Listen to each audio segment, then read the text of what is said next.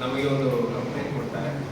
ಅವರ ಕಂಪನಿಯಲ್ಲಿ contract ಬೇಸಿಸಲ್ಲಿ work ಮಾಡ್ತಿರುವಂಥ ಒಬ್ಬ ವ್ಯಕ್ತಿ ಸಂಶಯಾಸ್ಪದವಾಗಿ ಉಡುಪಿ ಕೊಚ್ಚಿನ್ ಶಿಪ್ಯಾರ್ಡ್ ಹಾಗೂ ಇದಕ್ಕೆ ಮುಂಚೆ ಅವರು ವರ್ಕ್ ಮಾಡಿರುವುದು, ಇದಕ್ಕೆ ಮುಂಚೆ ಅವರು ಕೊಚ್ಚಿನ್ ಶಿಪ್ಯಾರ್ಡಲ್ಲಿ ಕೊಚ್ಚಿಯಲ್ಲೇ ವರ್ಕ್ ಮಾಡಿದ್ದಾರೆ.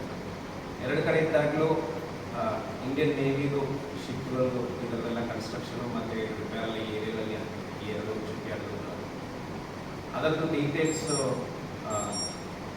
ಡೀಟೇಲ್ಸನ್ನು ಬೇರೆ ಕಂಟ್ರಿಯಲ್ಲಿರುವಂತಹ ವ್ಯಕ್ತಿಗಳಿಗೆ ಶೇರ್ ಮಾಡಿ ಅದರಿಂದ ದುಡ್ಡು ಪಡ್ಕೊಂಡಿದ್ದಾರೆ ಅಂತ ನಮಗೆ ಅನುಮಾನ ಇದೆ ಅಂತ ಹೇಳಿ ಕಂಪ್ಲೇಂಟ್ ಕೊಡ್ತಾರೆ.